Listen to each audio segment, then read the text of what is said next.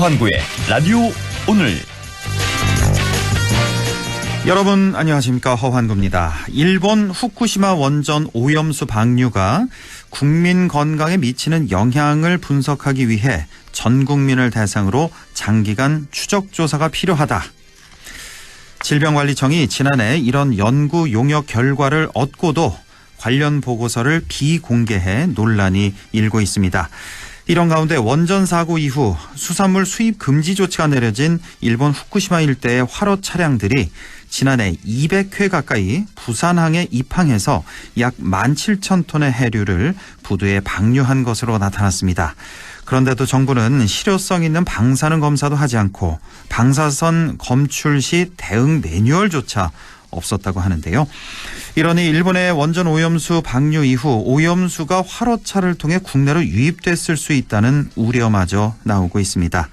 어제 해양수산부는 후쿠시마 원전 오염수 방류 이후 수산물 소비 위축은 없었다고 말했는데요. 과연 믿고 먹어도 되는 건지 의문입니다. 10월 11일 수요일 라디오 오늘 광고 듣고 시작합니다.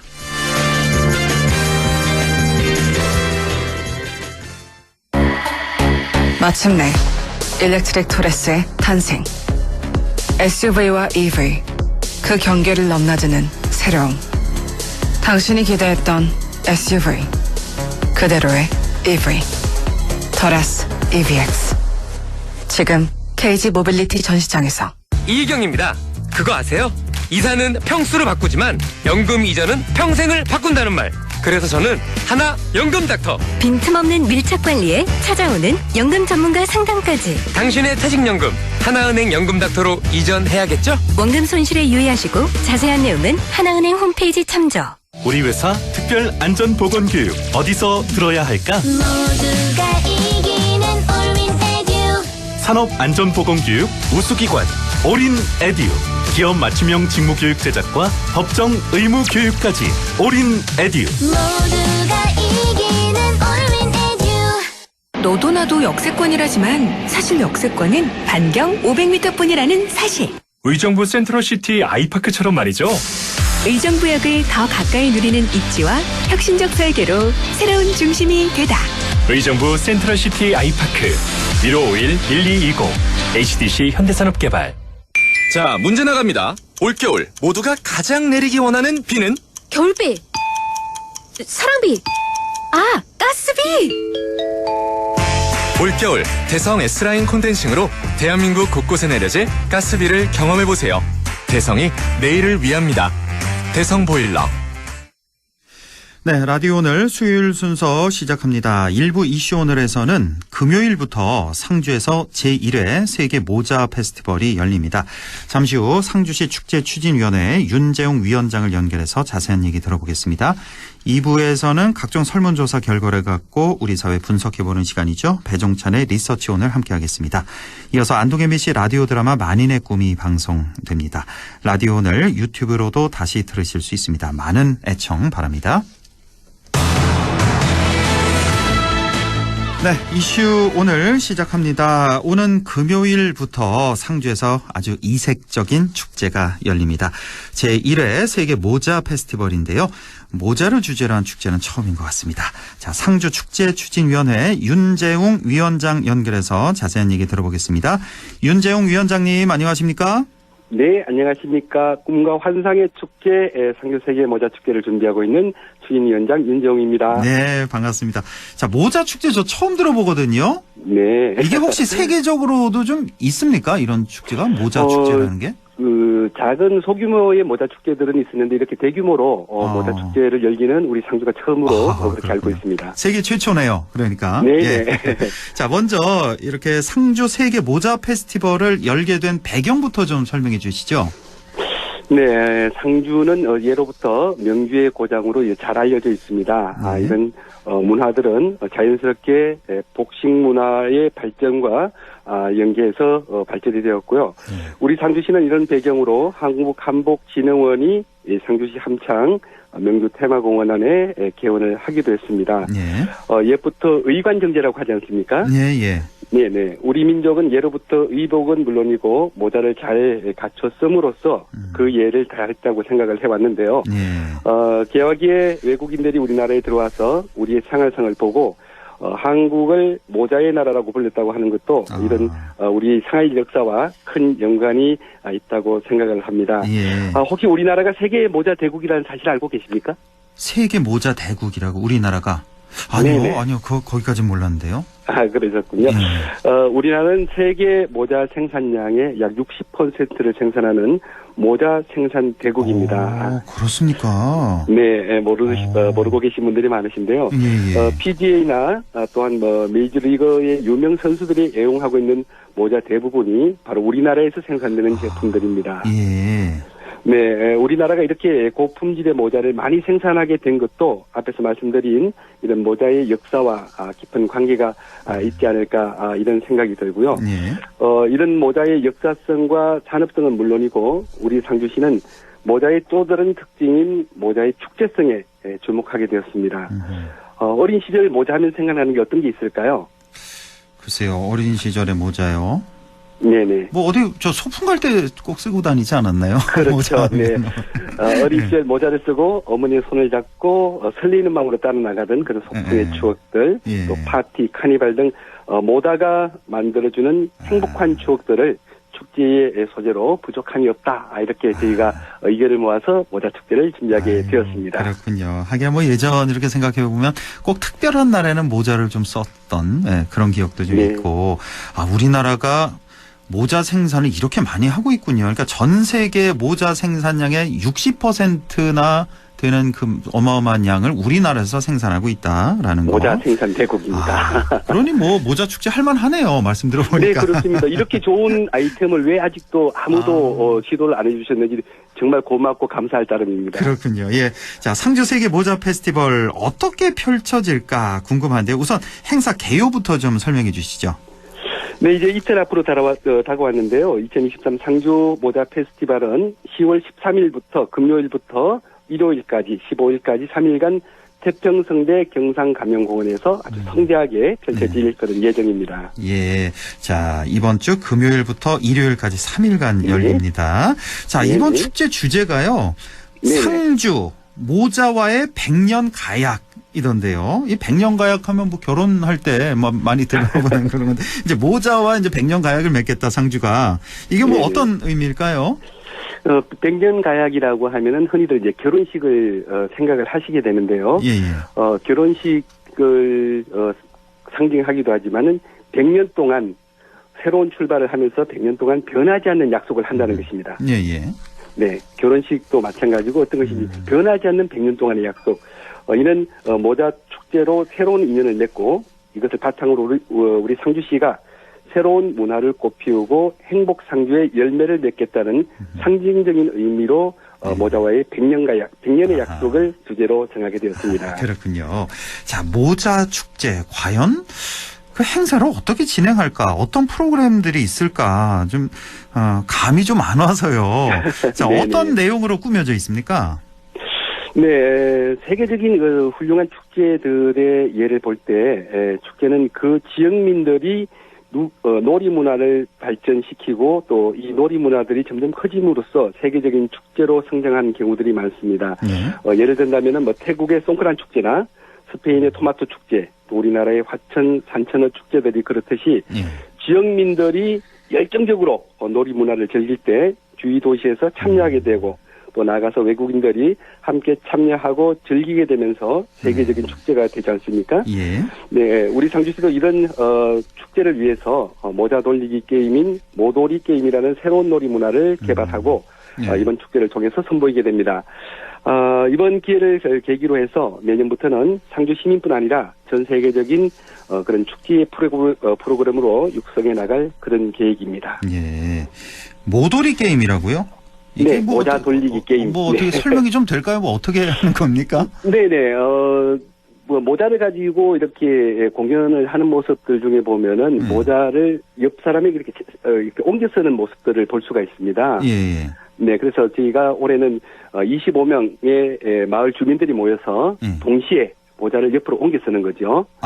그래서 네, 그래서 똑같은 색깔의 모자인데 네. 메인 그러니까 제일 중심에 있는 사람만 빨간색 모자를 쓰고 그래서 시작하면 그 모자를 동시에 옆으로 이동해서 한 바퀴 누가 더 빨리 돌아오느냐를 그렇게 게임을 하는 겁니다. 재밌겠네요. 예. 네네. 자, 기대를 많이 하고 있고 특허도 지금 출원 준비 중에 있습니다. 아, 그렇군요. 네. 모돌이 게임도 있고, 모자 댄스 경연 대회도 있고, 네. 모자 선발 대회도 열린다고 들었는데 이건 어떤 행사입니까?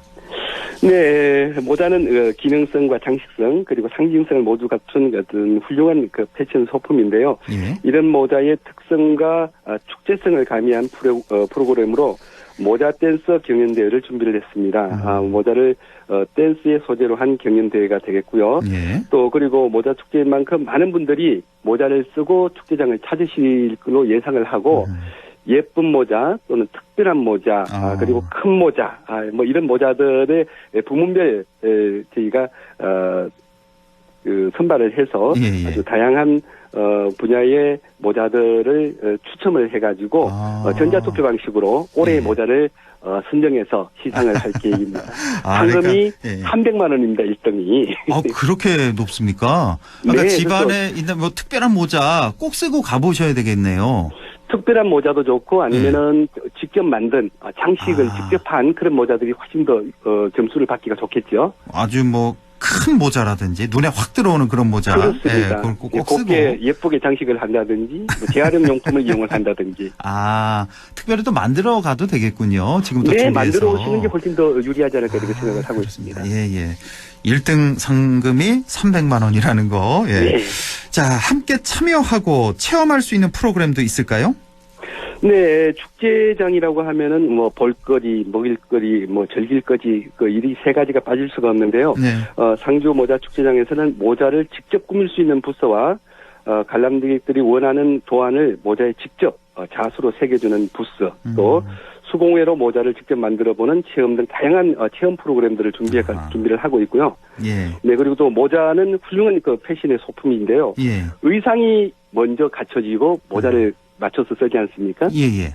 네, 근데 우리 모자 축제에서는 모자가 주인이 되는 패션 소품들을 직접 만들어 볼 수 있는 그런 체험들을 준비를 했습니다. 그렇군요. 예. 네, 그리고 또 우리 행사장의 특징인 이 한옥과 잘 어우러지는 그런 전통 놀이 체험 공간, 또 어린이들과 학생들이 즐길 수 있는 첨단 AI를 도입한 체험 공간 등 하루가 꽉 찬 그런 축제장을 조성을 했습니다. 예.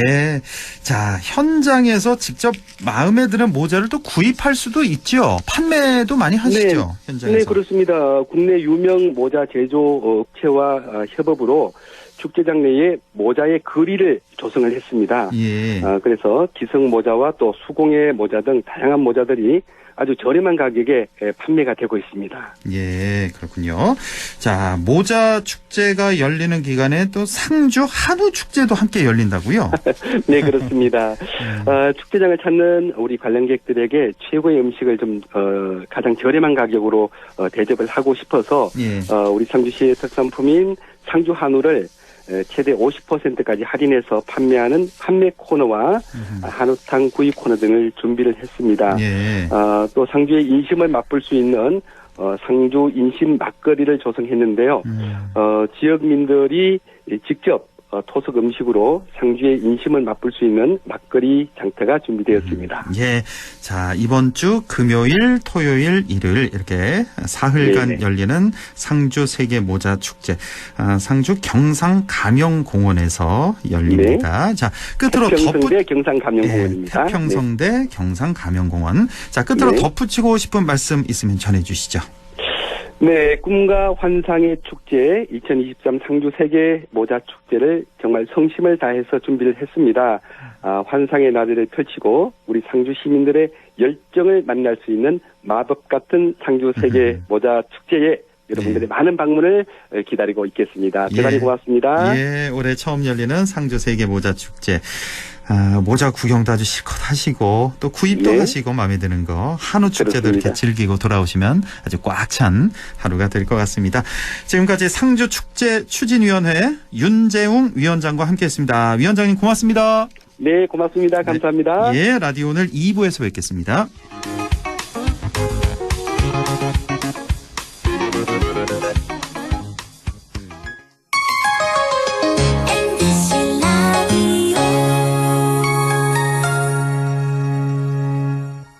나에게 딱 맞는 대학, 나에게 꼭 맞춘 대학.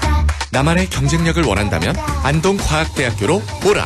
시대의 딱 취업중심 실전학과, 학생의 꼭 현장중심 실무교육, 취업의 맞춤, 내 꿈의 맞춤, 나의 드림핏 안동과학대학교.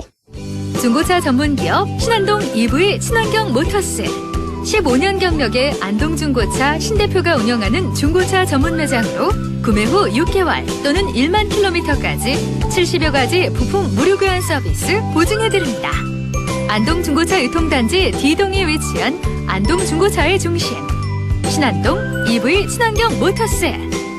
안전한 거래를 원하시면 정식 허가업체로 문의 전화는 010-2253-2253. 앞뒤가 똑같은 전화번호 010-2253-2253.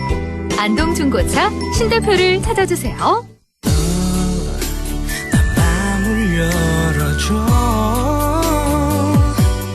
다가가 나 속삭이도록 언제나 내 생각으로 행복해야 해요.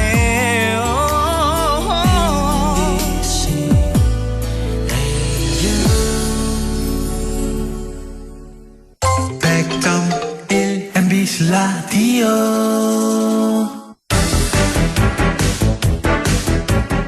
네, 6시 21분 55초 지나고 있네요. 리서치 오늘 시작합니다. 인사이트 K 배종찬 소장과 함께합니다. 소장님 안녕하십니까? 안녕하십니까, 배종찬입니다. 예, 오늘 뭐 대통령 정당 지지율은 나중에 좀 시간이 가능하면 하는 걸로 하고 먼저 자 강서구청장 보궐선거 자 오늘 본투표일 오늘 저녁 8시까지 있는데 자 지난 사전 투표율이 22.64% 역대급 투표율이 나왔고 자 오늘 투표율 6시 현재 투표율이 나와 있죠? 그렇습니다. 6시 현재 43.8%입니다. 높네요. 그래서 오후 들어서 조금 투표율이 높아지면서 한 40%대 초반이 되는 것 아니냐 이렇게 생각하는데 일종의 또 마감효과가 있습니다. 한참 또 퇴근을 하는 시간이기 때문에 6시 기준으로 43.8%, 이 중 한 절반가량인 22.6%가 바로 사전 투표율이거든요. 8시까지 보궐선거는 이제 투표가 가능하기 때문에 오후 8시까지요. 지금 뭐 한 2시간 반가량 이상 남아있습니다. 1시간 반 이상. 네, 1시간 반 이상이죠. 남아있기 때문에 이 시간 동안에 대략 한 5, 6% 정도 투표율이 늘어난다고 보면 한 40%대 후반까지도 갈 수 있을 거 아니냐.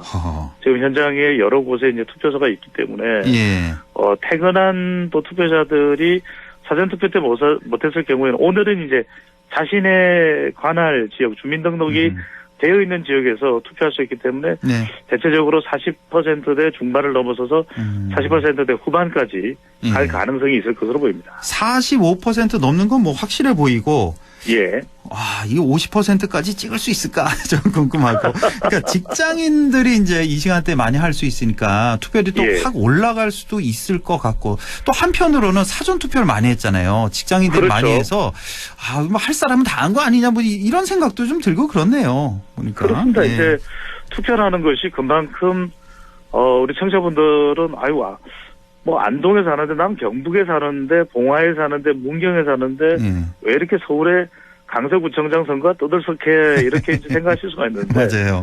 사실 이게 전국 선거입니다. 왜냐하면은 유일한 보궐선거인데다가 오늘 또 우리 안동 MBC를 통해서 라디오를 통해서 또 MBC TV를 통해서도 이제 개표 결과 한 11시 정도 되면 윤곽이 드러난다 그래요. 왜냐하면 하나의 구에서 실시하는 조사이기 때문에 그만큼 빨리 또 개표가 이루어질 수 있기 때문에 그러면은 당장 정치권은 오늘 하룻밤을 넘기고 난 이후에 사실 적지 않은 영향이 갈 수밖에 없거든요. 유일한 선거였다라는 거.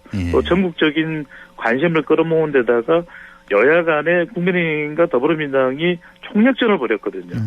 그만큼 이재명 대표에 대한 선거 결과의 영향, 또 윤석열 대통령, 윤석열 정부의 선거 결과의 영향이 갈 수 있고 또 내년 총선 일정의 바로미터 성격도 있습니다. 그렇죠. 그런 상황이기 때문에 전초전이라고 그러죠. 이게 단순히 하나의 선거가 아니라서 이 선거의 결과가 사실 하반기, 4분기 정치권에 주는 영향은 가히 허리케인급이다. 이렇게 또 해석을 할 수 있겠습니다. 예, 이렇게 뭐 여러 가지 이유로 해서 투표율이 상당히 높았다는 말씀이시고 사실 뭐 이쪽은 뭐 안동, 영주, 봉화에 사는데 왜 저기 서울 강서구청장 뽑는데 왜 이렇게 관심이 많냐. 그러니까 이러한 여러 가지 이유로 우리가 이렇게 또 오늘도 다뤄보는 거고. 예. 자, 이렇게 투표율이 높게 되면 지금 보면은 국민의힘, 민주당 서로 자기에게 유리한 거 아니냐 이렇게 좀 주장은 아직까지 좀 하고 있는 것 같은데 네. 이게 보면은 대체적으로는 민주당 쪽에 유리한 거 아니냐 이렇게 좀 보는 분석이 많은 것 같네요. 그렇습니다. 대체로 이제 그렇게 생각할 수 있는 큰 이유 중에 하나가 사전투표율이 역대 보궐선거나 또는 지방선거 때보다도 더 높았다라고 이제 분석이 되고 있는 것이기 때문이거든요. 예, 예. 그렇기 때문에 그만큼 뭐가 그러면 사전투표율에 영향을 줬을까? 하나는 이제 인구 통계학적 특성도 있을 테고, 왜냐하면 주로 이제 사전투표는 휴일이 아닌 오늘 이제 본선거일날 투표하기 어려운 주로 30대, 40대, 50대 초반에 화이트 칼라 직장인들이 투표를 많이 하거든요. 예. 그게 이제 토요일날 오후에 강서구 사전투표율이 올라가는 추세를 보면 그렇게 또 확인을 할 수가 있는데, 맞아요. 그러면 대체로 이제 민주당 지지 성향이 강한 유권자들이 조금이라도 더 많이 투표하지 않았겠느냐 이렇게 이제 분석을 할 수 있고, 이전에도 그런 사례들이 많았습니다. 예, 예. 자, 그렇게 봤는데 오늘도 보면은 오늘 투표율이 어떻게 나오느냐도 상당히 중요할 것 같아요. 오늘 투표율이 썩 높지 않았다면, 그렇다면은 60대, 70대 이상의 국민의힘 지지 성향이 강한 유권자들이 그렇게 많이 나오지 않았을 수도 있다 생각했는데, 오늘은 양쪽이 다 또 총력전인 것 같아요. 예, 예. 그러니까 오늘 투표율이 황구 앵커 말씀대로 40%대 한참 또 후반의 후반 정도 뭐 48, 9%가 되거나 50%를 넘었으면 이것도 몰라요. 왜 그러냐면 본투표율이 사전투표 때보다도 양적으로 많았다는 이야기는 본투표율은 오늘 유권자들의 분포가 어떻게 되냐에 따라서 영향을 받을 수 있습니다. 예. 그래서 정말 이게 끝날 때까지는 끝난 게 아니다라는 게 지금 강서구청장 선거의 상당히 특징일 수도 있을 것 같아요. 왜냐하면 이 시간대가 대체로 유권자의 특성이 좀 나누어집니다. 그러니까 이제 직장인들 30대, 40대, 50대 초반의 유권자들도 투표하러 많이 오지만 여성들도 60대 이상 여성들이 또 이 시간대에 제가 이제 출구조사를 해보면 MBC 출구조사를 제가 담당을 했었죠. 출구조사를 담당을 했을 때를 보면은 60대 여성들도 많이 나와요. 아하. 왜 그럴까 보면 집에서 대체로 뭐 저녁 마련을 해놓고 그래 오늘 뭐 낮에 일 좀 보고 와가지고 투표해야 되겠다 하시는 분들이 8시까지 가능하니까 3, 4, 5 주변의 지인분들하고 손잡고 오시는 분들이 많아요. 예. 그래서 그런 어떤 보궐선거의 이른바 마감효과 오후 6시부터 8시 사이의 특징을 본다면 지금 사전투표로만 보면 이거는 뭐 우리가 투표 결과를 예단할 수는 없습니다. 절대로. 하지만 사전투표만 봤을 때는 더불어민주당이 좀 격차를 많이 내면서 유리한 국면일 거다. 이런 해석들이 나왔는데 오늘 투표율이 높아진 걸 보면서는 좀 뚜껑을 열어봐야 되나? 이런 인식도 있기는 합니다. 그렇군요. 예, 이런 분석이 또 가능하군요. 만약에 사전투표가 지금 높았으니까 사전투표가 높고 본투표가 만약에 투표율이 낮았다면 민주당 유리. 그런데 사전투표도 높고 본투표도 높단 말이에요. 오늘 보면은. 그래서 이게 왜 모른다. 그럴 수 있냐면 화행크께서도 선거 관련된 부분에 관심을 많고 많이 또 이제 분석을 하고 계시지만은 사전투표율이 높다 보니까 두 가지 어떤 현상이 발생했습니다. 하나는 아이고 이거 어려운 선거겠다. 그러면 이제 국민의힘 지지층에서 좀 이 투표에 대한 이 의지가 이제 꺾이게 됩니다. 이른바 투꺾마가 되죠. 투표가 꺾이는 마음 이렇게 되는데 또 한편으로는 더 의지가 불탈 수도 있습니다. 이재명 대표도 현장에 9일날 방문을 하고 또 이게 일종의 대선 대리전이다. 대통령 선거의 연장전이다. 그렇죠. 이런 분석이 나오면 그래? 그러면 사전투표가 민주당이 앞선다는 거야? 물론 그 결과는 전혀 내용은 알 수가 없지만 그러면 또 60대와 70대 이상 유권자들은 마치 대선 투표인 마냥 또 오후부터 나왔을 수가 있는 거거든요. 그런데 이제 그게 실제로 세우고 있는 이런 가설들이 현장에서도 투표가 그대로 이어졌느냐. 이제 이 부분은 우리가 8시 이후에 투표가 종료되면 그 투표함들을 모아서 이제 개함을 해봐야, 개표를 해봐야 이제 알 수 있는 사안이 되겠죠. 아, 그렇군요. 예.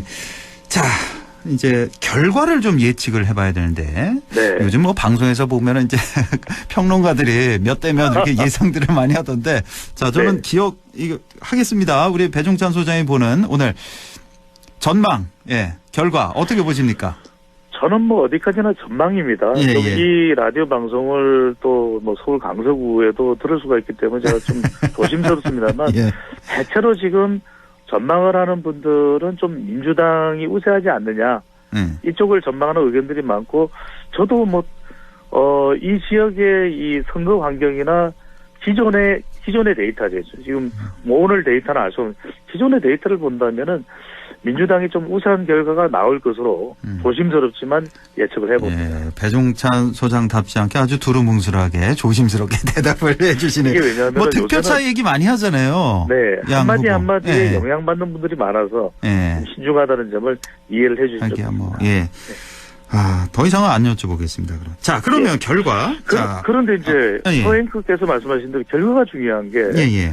뭐 이기는 경우는 우리가 특별하게 뭐 예상을 할 필요 없고 뭐 더 양쪽 정당 중에서 이기는 쪽은 신날 것이고 더 이제 이 지금 지도부가 더 강화되겠죠. 그런데 이제 질 경우입니다. 먼저 그렇죠. 예.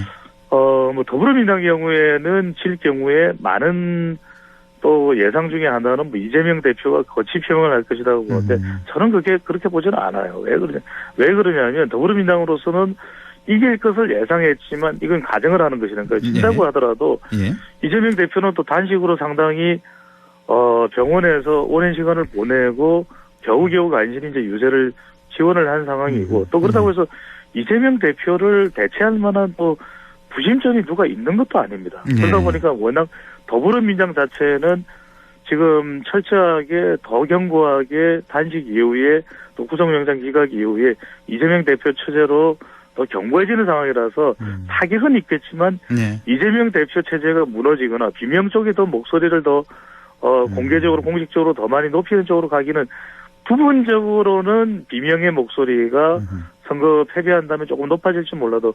궁극적으로 더 높인 목소리를 이어가기는 쉽지 않을 테고 사실 더 주목하게 되는 것은 현실적으로 뭐 국민의 힘입니다. 국민의힘이 질 경우에 예측들이 그렇다니까 물론 이제 선거 결과는 우리가 예단할 수는 없습니다. 국민의힘이 피할 경우에는 두 가지 시나리오가 나옵니다. 하나는 한 자릿수로 그래도 선전은 했지만 이른바 젖잘싸입니다. 졌지만 잘 싸웠다는 식이 되는 경우에는 그래도 나름 이제 수습을 하고 넘어가는 국면이 될 수 있을 겁니다. 그래도 이제 어떤 식으로 수습하고 내년 총선 대비는 잘하자 또 내부에서 그런 조금씩의 변화를 통해서 수도권 경쟁력을 어떻게 하면 높여가지 이런 노력. 두 자릿수로 패배를 한다. 이건 자칫 잘못하면 윤석열 정부의 심판으로 이제 해석이 될 수 있고 그렇게 되면 김기현 대표 체제 그렇다고 해서 국민의힘 내부에서 윤석열 대통령에 대한 성토 분위기로 갈 수 있느냐 그렇게 현실적으로는 보이지는 않아요. 왜냐하면 뭐 사면을 했고 결과 대통령이 김태우 후보에게 나가라고 메시지를 보낸 거 아니에요. 그럼 대통령이 책임지시오. 할 수 있는 사람이 과연 공식적으로 공개적으로 많을 것이냐 쉽지 않을 걸로. 엄밀하게 말하면 사실은 대통령 책임이 맞습니다. 대통령이 사면해줬고 후보를 또 민 거잖아요. 지금 김기현 대표 같은 경우는 처음에는 후보 안 내는 게 좋겠다라고 얘기했는데 대통령 힘에 밀린 거 아니겠습니까? 바로 그 부분입니다. 허앵커의 인식과 분석이 아주 일반적인 분석이고 해석일 거예요. 그런데 현실적으로 당내에서 그렇다면 이건 대통령이 책임지시오. 대통령실이 잘못된 거 아니에요. 할 사람이 공개적으로 몇 명이나 될 거냐, 많은 숫자 될 거냐 그렇게 보기 어려워요. 그렇죠. 지금은 워낙 윤심이 현실적으로 강하게 작동되고 있지만 이런 뭐 유구무원 이번이 있어나 말하지 못하는 상황이 될 가능성이 높다. 그렇다고 해서 이것을 김기현 대표의 책임으로 지우기도 힘들거든요. 그러면은 당에서는 더 큰 갈등이 나올 겁니다. 왜냐하면 김기현 대표 체제가 불안하다 끌어내리자 내년 총선을 이기기 위해서는 비대위로 가야 된다. 이러면 상당히 이 당에서는 이게 뭐지라고 하는 그런 어떤 목소리가 또 불거질 수밖에 없는 상황이고. 지금 표현을 안 해서 그러지 그 수도권 의원들은 속으로 부글부글한 상태 아닙니까? 바로 그런 상황입니다. 네. 부글부글 하지만 이걸 공개적으로 부각시키지는 못하는 상황이에요. 그렇다면 적어도 이제 대통령도 수도권 경쟁력을 이끌어내기는 쉽지 않고 또 김기현 대표도 총력전을 펼쳤지만 강서구청장 보궐선거에서 국민의힘의 수도권 경쟁력에 좀 한계를 드러냈다. 이런 이제 판단이 나올 수밖에 없다면 네. 새로운 좀 수도권 경쟁력을 풀어낼 수 있는 사람이 누구냐. 이 사람을 선거 대책 위원장으로 해야 되겠다. 그러니까 비대위원장을 내세우지는 않고 네. 또 김기현 대표 체제를 끌어내리지는 않더라도 그렇다고 해서 원희룡 비대위다 또는 권영세 비대위다 또 권영세 의원이 비대위는 없을 거라고 이야기를 했지만 원희룡 권영세로 간다고 해서 딱히 뭔가 달라질 건 없는 것이거든요. 예. 그렇다면 저도 지금 누군가라고 딱히 떠오르지는 않습니다. 하지만 지금의 국민의힘 내부의 인물이 아니라 누군가를 좀 데리고 와서라도 마치 2016년에 더불어민주당 같은 모습이 될 수 있습니다. 그 사람을 통해서 수도권 경쟁력을 가지는 인물로 예. 선거 대책위원장을 해서 선거와 공천을 진두지휘하는 체제로 갈 가능성은 상당히 현실적으로 그렇군요. 있을 것으로 보입니다. 예, 딱 1분 남았는데요. 하태경 국민의힘 의원이 이제 부산을 떠나서 서울 출마하겠다 선언했잖아요. 예, 예. 이게 양당의 다선 중진 의원들 좀 압박을 좀 더 느낄 것 같은데 어떤 영향이 있을까요? 저는 이른바 모래시계 현상이 일어날 수밖에 없습니다. 모래시계. 예, 모래시계 정말 엄청난 시청률을 가져왔던 그런 드라마 아니겠습니까? 예. 많은 분들 기억하시는 분들도 있고 또 모르시는 분들도 있는데 그 드라마의 대사 중에 이 최민수 배우가 형장의 이슬로 사라지면서 박상원 검사가 배우죠. 성장했을 때 나 떨고 있네. 지금 이른바 하태경 의원의 이 하태바람이 지금 영남 TK 지역의 국민의힘 의원들이 아이고 이거 나도 서울 올라가야 되나? 나 웃잖아. PK도 웃잖아. 그런데 문제는 더불어민주당도 시간이 없으니까 짧게 말씀드리면은 호남 지역에서도 이거 우리는 우체부로요. 우리도 서울로 가야 되는 거예요. 마찬가지죠. 부산으로 예. 가야 되는 거예요. 민주당도. 예. 예, 불안 하늘 방석 현상이 연쇄적으로 일어날 것으로 보입니다. 알겠습니다. 인사이트 K 배종찬 소장과 함께했습니다. 고맙습니다. 감사합니다.